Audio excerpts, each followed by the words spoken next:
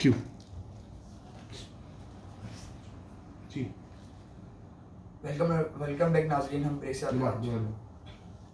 नाजरीन, हम ब्रेक से वापस आ चुके हैं। हमारे साथ मौलाना डॉक्टर एहसन अदर नकवी मौजूद हैं। आइए चलते हैं अपने दूसरे सवाल की तरफ। मौलाना साहब, मुझे बताइएगा, हमारे नौजवान और जो बच्चे देख रहे हैं प्रोग्राम, उनको ये बताइएगा कि इस्लाम में गुफ्तगू का आदाब क्या है। ठीक है, बहुत अच्छा सवाल है। ये भी पिछले सवाल से रिलेटेड ही है कि ये भी आपने अच्छा कहा कि बच्चे देख रहे हैं और बच्चों के लिए मालूमात हम फराहम कर सकें कि गुफ्तगू के आदाब। पहली बात तो ये समझ लीजिए कि गुफ्तगू ज़रूरी क्यों है। वो इसलिए कि इंसान अपना पैगाम दूसरे तक पहुंचाए, इसके बहुत से ज़राए हैं। उनमें से एक ज़रिया या उनमें से एक उन सोर्सेस में से एक सोर्स है गुफ्तगू, ज़बान। यानी मैं अपना पैगाम आप तक पहुंचा रहा हूँ और हमारे ज़रिए से कायम टीवी के हमारे जो नाज़रीन वो देख रहे हैं। तो गुफ्तगू के आदाब आदाब आदाब ये आज के ज़माने में जो है वो हमें इन पर फोकस करना ज़रूरी है और लाजमी है कि हम किसी तरीके से इस पर फोकस करें। गुफ्तगू एक दूसरों तक अपना जो नुक्ता नज़र है वो पहुंचाने का ज़रिया है। वो क्या है? गुफ्तगू, ज़बान। अच्छा, अब गुफ्तगू के आदाब क्या है इस्लाम में? क्या बुलंद आवाज़ से गुफ्तगू की जाए? क्या नरमी से गुफ्तगू की जाए? कब खामोश रहा जाए? कब बोला जाए? ये इस्लाम में आदाब मौजूद है। कुरान में है कि इन्ना अनकरल अस्वात लसौतुल हमीर। सबसे ज़्यादा बुरी आवाज़ सूरह लुक़मान में, हकीम लुक़मान के आयात जो उन्होंने अपने बेटे को नसीहतें की हैं, उनमें एक जुमला भी है कि इन्ना अनकरल अस्वात लसौतुल हमीर। सबसे बुरी आवाज़ गधे की आवाज़ है। तो इंसान जो अपनी ज़बान से आवाज़ निकालता है मुख्तलिफ़ किस्म की, जो दूसरों को टॉन्ट करने के लिए, तकलीफ़ देने के लिए, बुरा भला कहने के लिए, अज़ियत देने के लिए, मुख्तलिफ़ गलत और गंदे अलक़ाबात से एक दूसरे को नवाजने के लिए, तो ये अल्फाज गधे की अल्फाज या गधे की मुशाबिह करार दिए गए। अब इस्लाम क्या कहता है कि गुफ्तगू के आदाब क्या हों? का क़ूलू क़ौलन करीमा, करीम अंदाज में गुफ्तगू करो। क़ूलू क़ौलन लय्यिना, सीधी और सहल अल्फाज में गुफ्तगू करो, साफ अल्फाज में गुफ्तगू करो, नरमी से गुफ्तगू करो। जनाब मूसा जब फ़िरऔन की बारगाह में फ़िरऔन के पास जा रहे हैं, फ़िरऔन के कसर में जा रहे हैं, तो खुदावंद मुताल कह रहा है कि मूसा अगरचे के सामने फ़िरऔन है, ठीक है, फिर भी फ़िरऔन कौन है? जिसने खुदाई का दावा किया। मूसा फ़िरऔन से नरमी से बात करना, हो सकता है कि तुम्हारी बात का उस पर असर हो जाए। आप देख रहे हैं फ़िरऔन कौन है? अपने ज़माने का बदमाश, जिसने खुदाई का दावा किया, ठीक, कहा कि मैं खुदा हूँ, मुझे खुदा मानो, ठीक है। ये सारी बुराइयाँ उसके अंदर थी, जादूगर पाले हुए थे, सारी बुराइयाँ। और देखें तारीख में, सीरत अंबिया वगैरह में पढ़े, तो मूसा के लिए कहा जा रहा है कि जब तुम फ़िरऔन के पास जा रहे हो तो उससे बदतमीजी से बात ना करना। अगरचे कि जनाब मूसा बदतमीजी से बात नहीं करते, बुलंद आवाज़ से बात नहीं करते, लेकिन कहा कि चूंकि तुम फ़िरऔन के पास जा रहे हो तो फ़िरऔन से भी नरमी से गुफ्तगू करना। फिर कुरान ने वालिदैन के बारे में क्या कहा है कि फला तकुल लहुमा उफ़्फ़िन, उनके सामने उफ तक ना की जाए। उफ का मतलब ये है कि बुलंद आवाज़ से गुफ्तगू करना। अच्छा, जब ये कहा गया है कि उफ तक ना की जाए, तो फिर ये तो बात पहले से अंडरस्टूड है ना कि उन्हें मारना तो अलाउ है ही नहीं।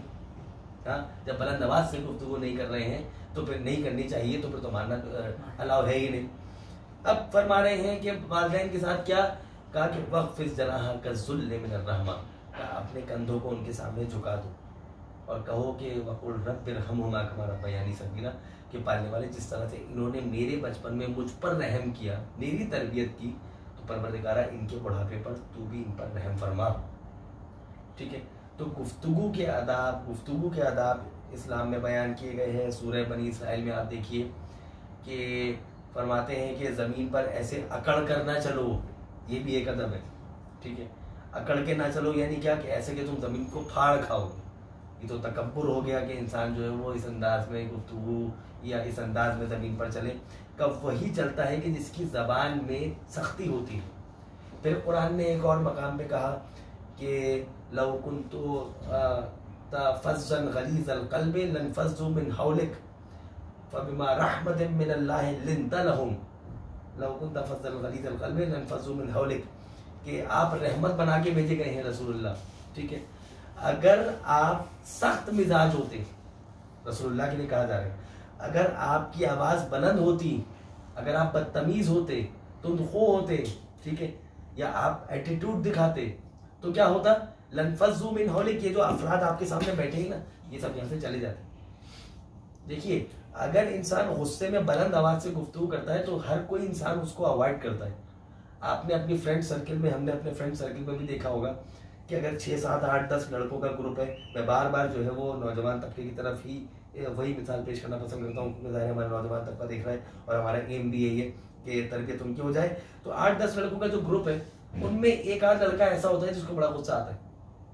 हाँ, इस्लाम क्या कहता है कि गुस्से पे कंट्रोल रखा जाए।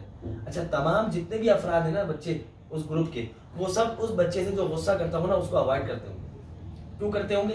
क्योंकि उसकी जबान से, अरे नहीं यार, उससे तो बात ही नहीं करनी भाई, वो तो बदतमीज है, गुस्सा करता है और बुलंद आवाज से बात करता है, तो वो अपनी इज्जत अपने हाथ में है भाई, हमें तो अपनी इज्जत प्यारी है, ठीक है। तो गुस्से से लोग आपसे भाग जाएंगे, बुलंद आवाज से। अगर आप बदतमीजी से बात करते हैं तो लोग आपके पास थोड़ी देर के लिए तो खड़े रहेंगे, लेकिन फिर चले जाएंगे। वो अफराद के जो आजकल नौजवान तबका जोक्स एक दूसरे से शेयर करते हैं, ठीक है, गंदे जोक्स या गंदी वीडियोस वगैरह शेयर करते हैं, ठीक है, तो उसमें भी गुफ्तगू है, लेकिन वो गुफ्तगू क्या है? दूसरे को तंग करना, दूसरे को प्रैंक करना, दूसरे को परेशान करना, दूसरे को अजियत पहुंचाना, हाँ, कान में बाजा बजा के भाग जाना, ये सारे की सारी जितनी भी चीजें हैं, ये दूसरों को अजियत देना है, ठीक है। और ये वो काम है कि जो गुफ्तगू से शुरू होते हैं, जो खराब गुफ्तगू इंसान करना शुरू करता है, दूसरे से शेयर करता है, खुदावंद मुताल ने उससे रोका है। अब आ जाइए, मैं आपके सामने एक मुफक्किर का और नाम लेता हूँ। पहले सवाल में भी मैंने का नाम लिया था, 7 मैजिकल वर्ड्स। ये अगर हमारे नौजवान दोस्त लिखिएगा, 7 मैजिकल वर्ड्स, दूसरों पर जादू कैसे किया जाए, ठीक है। वो 7 अल्फाज कौन से हैं जिसके जरिए जादू किया जाए, ठीक है। देखें, इस्लाम ने भी इन चीजों पर ताकीद की है, लेकिन चूंकि इस्लाम के साथ साथ हम जो है वो मुफक्किरीन के अक़वाल भी पेश कर रहे हैं ताकि नौजवान दोस्त ग्रास्प हो सके और करीब आ सकें। कब वो 7 अल्फाज कौन से हैं जिसके जरिए एक इंसान दूसरे इंसान के करीब आ सकता है, कब वो साथ के साथ नहीं पेश कर रहा, लेकिन एक तो उसमें से मिसालें पेश कर देता हूँ। किसी से गुफ्तगू करते हुए, इस्लाम में गुफ्तगू के आदाब, यही आपका सवाल था ना, किसी से गुफ्तगू करते हुए उसका नाम लिया जाए, ठीक है। मसलन अगर दोस्त से किसी से आप बात कर रहे हैं तो आप उसका नाम लेके गुफ्तगू करें, ठीक है। मसलन असगर नकवी, आप प्रोग्राम के होस्ट हैं और मैं मौलाना डॉक्टर एहसन नकवी, मैं प्रोग्राम में बतौर मेज़बान आया हूँ, तो बार बार जो है वो नाम लिया जाए ताकि बताया जा सके कि आप जो, आपकी अहमियत हमारे दिल में मौजूद है, नाम लिया जाए। नंबर 2, अब गौर कीजिएगा इस मिसाल पर, हमारे नाज़रीन पे गौर कीजिएगा, क्या कि मिसाल के तौर पे मैं 2 फ्लोर चढ़ के ऊपर आया, ठीक है, मेरी गाड़ी की चाबी जो है वो नीचे ही रह गई, ग्राउंड फ्लोर पे रह गई, ठीक है। अब मैंने अपने पड़ोसी, मेरी कमर में तकलीफ थी या कुछ था, मैंने अपने पड़ोसी से कहा कि यार तुम तो फारिग आदमी हो ना, नीचे से जाके चाबी ले आओ, वो नहीं लाएगा, ठीक है। या हो सकता है कि वो लेकर आ जाए, वो नाराजगी का इजहार करे, अरे यार मुझे फारिग समझा, ये नीचे जाके मुझसे कहा है कि वो चाबी लेकर आ जाओ। अब गौर कीजिएगा, इस्लाम और वो मुफक्किर क्या कहता है कि 7 मैजिकल वर्ड्स के अंदर का पहला तो यही है कि किसी का नाम लिया जाए। दूसरा क्या कहता है कि आप उससे ये कहें कि आई नीड योर हेल्प, यानी क्या, अपने पड़ोसी से कहें कि देखिए मुझे आपकी मदद की जरूरत है, क्या आप मेरी मदद करेंगे। अब उसके दिल पे एक चोट लग गई, क्या चोट लग गई कि इसको मेरी मदद की जरूरत है, यानी कि मैं अहम हूं, कि इसको मेरी मदद की जरूरत है, ठीक है। और आप कहें कि भाई मुझे आपकी मदद की जरूरत है, मेरी चाबी नीचे रह गई, मेरा चश्मा वहां रखा रह गया, जरा ला के दीजिएगा, फौरन भागता हुआ जाएगा और लेकर आएगा, ठीक है। नरमी से गुफ्तगू करने की आता है। वो 7 मैजिकल वर्ड्स जब इंटरनेट पे लिखेंगे तो वो पूरा आर्टिकल आ जाएगा, नौजवान तबका देख ले। आप देखें, आखिरी जुमला है, बात तमाम करते हैं कि हमारे जो नौजवान दोस्त हैं वो ईद पे, बकरीद पे, अभी माह मुबारक रमजान चल रहा है ना, अभी ईद आ जाएगी, ठीक है। अब देखें ईद पे क्या होगा कि मजे मजे के खाने खाने के लिए जाएंगे रेस्टोरेंट्स में और वगैरह वगैरह, ठीक है, बहुत अच्छी बात है, जाना चाहिए। अलबत्ता इस बात पर गौर कीजिएगा कि वहां पे रश बहुत होता है, ठीक है। अच्छा, अगर आप कहें कि मैंने इतनी देर पहले ऑर्डर दिया था, मेरा ऑर्डर अभी तक क्यों नहीं आया, तो वो जो बहरा वहां घूम रहा है ना, ठीक है, वो आपका खाना और देर से लेकर आएगा, ये बदतमीज आदमी है, ठीक है ना। लेकिन अगर आप कहेंगे उसको बुलाएं, जनाबे वाला आपका तो बहुत शुक्रिया, मैं देख रहा हूँ कि आप इस टेबल पे भी जा रहे हैं, इस टेबल पे भी जा रहे हैं, इस टेबल पे भी जा रहे हैं, इस टेबल पे भी जा रहे हैं, और आपके पास जो है वर्कलोड बहुत ज़्यादा है इतना सीधा नहीं, ये हमारा ऑर्डर है हमारे दोस्तों का, इसको ज़रा देखिएगा और ये जो है वो आप ला के दीजिए, मेहरबानी होगी। वो सारे ऑर्डर छोड़ के सबसे पहले आप क्यों लेकर आएगा? क्योंकि आपने उसके साथ नरमी से बात की। शाबाश, सलामत रहे। नरमी से बात करने का असर क्या होगा? उसके दिल पर हमला होगा और वो फौरन आपकी बात पर रिएक्ट करते हुए उस पर अमल पैरा हो जाएगा।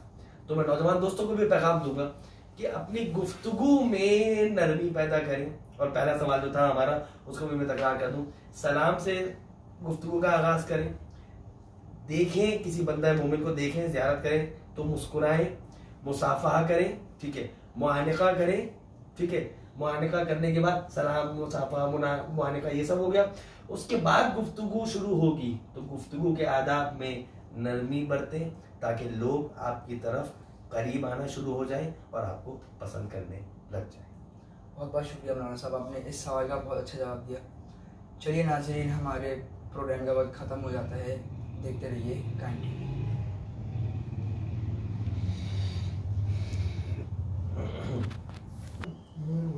रोक हाँ, चलिए बिस्मिल्लाहिर्रहमानिर्रहीम।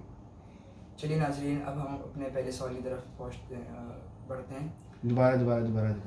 चलिए नाज़रीन, अब हम अपने पहले सवाल की तरफ बढ़ते हैं। मौलाना साहब, मुझे ये बताइएगा कि इस्लाम में सोशल इंटरेक्शन के बारे में कुछ हमें मिसाल दें। बिस्मिल्लाहिर्रहमानिर्रहीम। दूसरा क्या था? गुफ्तगू क्या था? चलिए मौलाना साहब, अब हम अपने चलिए नाज़रीन अब हम अपने दूसरे सवाल की तरफ पहुँचते हैं। चलिए नाज़रीन जी। चलिए नाज़रीन, अब हम अपने दूसरे सवाल की तरफ बढ़ते हैं। मौलाना साहब, हमारे जो नौजवान बच्चे वगैरह देख रहे हैं उनको ये बताइएगा कि इस्लाम में गुफ्तगू के आदाब क्या हैं।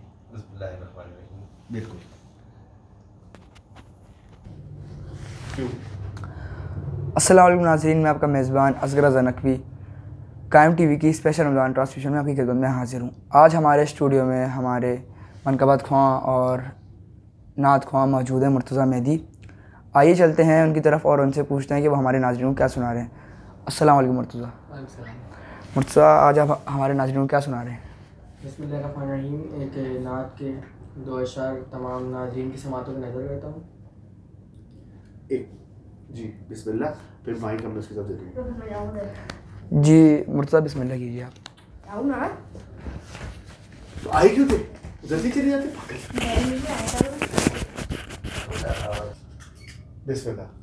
अस्सलाम वालेकुम मुर्तज़ा। वालेकुम सलाम। मुर्तज़ा, आज आप हमारे नाज़रीन को क्या सुना रहे हैं? एक नात के 2 अशार तमाम नाज़रीन की समातों की नज़र करता हूँ।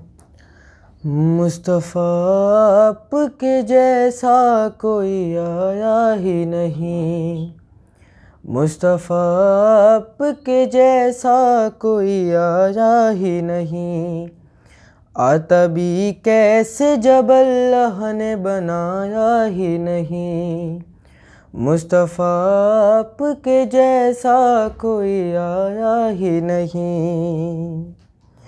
जिसने सरकार के चेहरे की ज़ियारत की है, जिसने सरकार के चेहरे की ज़ियारत की है, ज़ियारत की है, उसकी नज़रों में कोई और समाया ही नहीं, मुस्तफ़ा आपके जैसा कोई आया ही नहीं, आता भी कैसे जब अल्लाह ने बनाया ही नहीं। हाँ, कोई सानी है न रब का न मेरे आका का, कोई सानी है न रब का न मेरे आका का, हाँ मेरे आका का।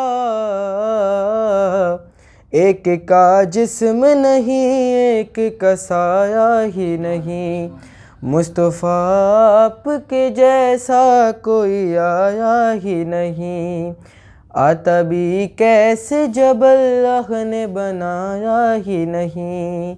शेर समातों की नज़र है। जब कहा कब्र में सरकार ने ये मेरा है, जब कहा कब्र में सरकार ने ये मेरा है, ये तो मेरा है। फिर फरिश्तों ने मुझे हाथ लगाया ही नहीं, मुस्तफ़ा आपके जैसा कोई आया ही नहीं। आता भी कैसे जब अल्लाह ने बनाया ही नहीं। जज़ाकल्लाह।